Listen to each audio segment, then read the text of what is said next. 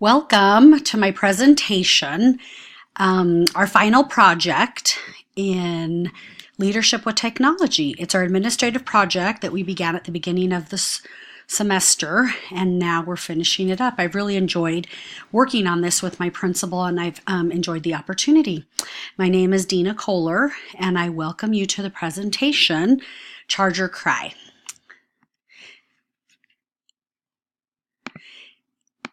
In meeting with my principal at my school, Principal Jensen, we talked about different ideas and different needs that he had at the school, and he came up with the concept of having a school newsletter. We do different organizations like the PTSA have a newsletter from the school, but he wanted something that was from him, and he wanted the opportunity to be able to communicate with stakeholders in the community, parents, families, and create an interest in what was happening at the school and create a positive feel at the school. We kicked around different things on different medium on how to create a newsletter. I presented him with different programs, and I would send him information, and this is a slide, a representation of him going through the information that I sent him. I spent quite a bit of time researching what other schools did and wanted to give him a good view on opportunities that were available to him. We had some goals as we started our project together, and as you can see, he wanted to raise community awareness. He wanted to create a partnership. And I want to focus on the the third one where it says positively impact student learning through community involvement. There are many studies that do show that students' grades improve when parents are involved or the community is involved in the school. At the end of the PowerPoint, I do have some sites of articles that do support this idea, and that's where he was coming from also. Principal Jensen wanted to create that unity and create that opportunity to have strength for the students because the community was connected with the school. He wanted to meet the goals through the community newsletter. And as I mentioned, we did some research and we located a template that was easy for him to use. As you know, principals are so busy and their time is limited, and he really wanted this to come from him. He didn't want an assistant principal to do it for him or a secretary. He wanted to have the opportunity to do it. So we really had that challenge to create something that would fit in his timetable, and I enjoyed doing that research for him. As mentioned in my opening assignment, I state what our goal is, and it's to create a newsletter that will go out monthly to the community. It will be sent electronically to the stakeholders and families, and Principal Jensen wanted it to go out once a month. It is written by him. We will incorporate goals, perhaps some academic goals or some testing goals, and then share mission statements and importantly discuss things that are happening in the school and promote positive activity at the school. The purpose of the newsletter, as you can read here, is to demonstrate the importance of incorporating technology. We wanted to use technology. That was what the assignment was, but we wanted to have a means for communication. And we also wanted to be able to locate how many people were using the newsletter to see if it's something worthwhile for the community to use. It would be important to use his time wisely, and we want to do something. We wanted to collect data to make sure we were presenting something to the community that they needed. I did do many searches and did find this program called S'more, and it is free to try it for a month, which is what we did.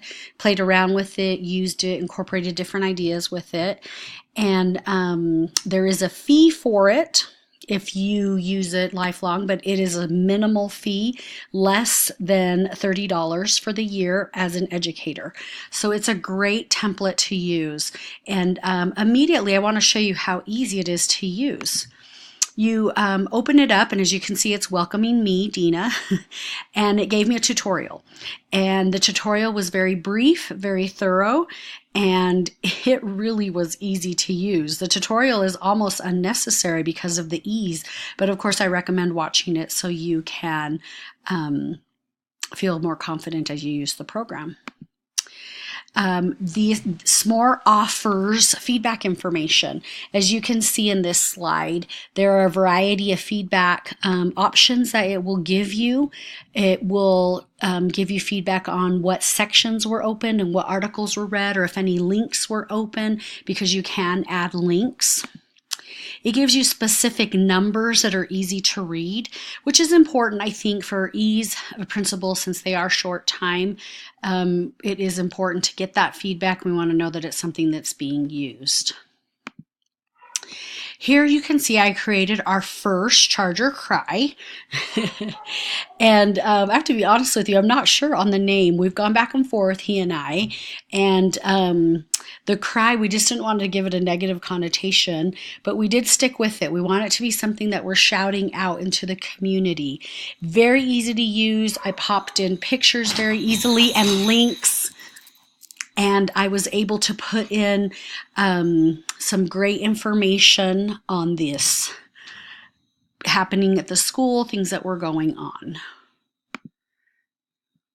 Here is, on this slide, is an actual link if you want to access it and see for yourself what the cry looks like and what information I did put on it. Now, this article here, The Essentials for a Successful Newsletter, was in addition to some of the research that I did. It did give me tips on the best opportunities, the best things to include, the effectiveness on how to use a newsletter in a community, and I found it very helpful and incorporated those principles into the newsletter that I created. This article here, Parent, Family, Community Involvement, talks about how students' achievement is effective in a positive nature when the community is involved and feels some connection to the school and the community. And specifically parents, it does bring up, but it also does bring up community partnership. And this is an important part, I believe, of the newsletter, because it can be a good opportunity to offer for businesses in the area to give to foundations, to give to athletic teams, to give incentives to the school, so there can be some incentives for students to want to reach a certain level of test score or GPA perhaps, and have a reward for that, and be able to feel a reward from the community and feel that connection there. And I really enjoyed that article. Finally, we have 5 steps to a better school, community collaboration, which once again is an opportunity to have some suggestions on the validity of creating that relationship between the neighboring community, neighborhoods, and stakeholders and companies. And it's a good opportunity to have a celebration, and one idea that I had even that they could incorporate was to have some community members sponsor a good grades or a certain GPA, and they get to wear a shirt or something. And when they're in the community wearing the shirt, everyone will know why they're wearing it, and that they achieved a certain level. Bumper stickers, all growing up, we've seen those bumper stickers of moms and dads who have a bumper sticker talking about how their child is an honor roll student. I mean, that's a great way to be able to identify successes and collaborate with businesses so we can have that opportunity to celebrate the accomplishments of our students.